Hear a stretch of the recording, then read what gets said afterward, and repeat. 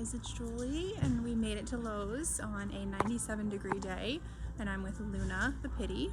She has exactly 1 week left of her program, and during this last week we'll be doing off-property outings every day, not only to continue her car rehab because her car behavior was just atrocious.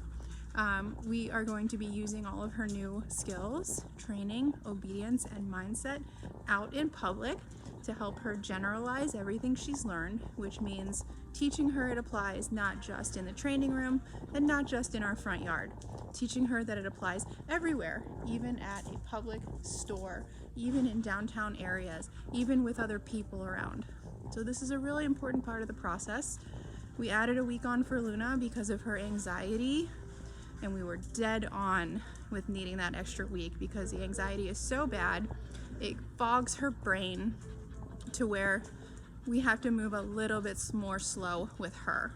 But the good news is that she's gonna get there just like every other dog does. Right now we're just working on heeling through the aisles. I'm in a not busy section. Every now and then a person walks by, but we're just working on that heel. Walking through the store politely. Remember, this is all new to her because before training, everything was crazy. She was barking, she was pulling, she was lunging, she was screaming, she was whining, she was jumping. So she isn't very experienced with going out into the world and actually watching things and observing them. She was always too busy reacting, if that makes sense. So, as Josh says, this is an old association. So her association to public places used to be crazy, over-adrenalized, overexcited, uncontrollable, doesn't listen. Old association fighting the new expectation, which is calm, submissive, relaxed, listening without complaint. And if you notice, all we're doing is just walking.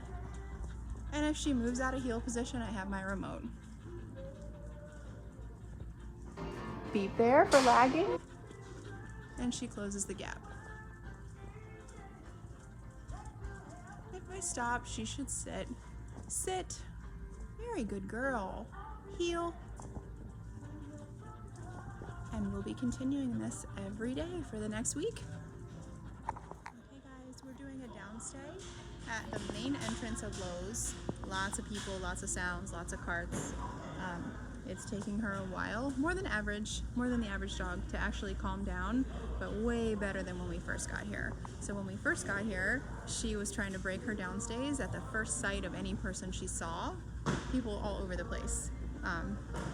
But now we've got her holding her downstay with people and carts going by, and for the first time she actually put her head down on her own into a double down without me asking her to. So she's using the coping skills we've taught her over the past 3 weeks to move around the world in a calm way. Before training, everything was crazy. She couldn't sit back and watch because she was so concerned with being involved. Man barking, jumping, whining, pulling, screaming.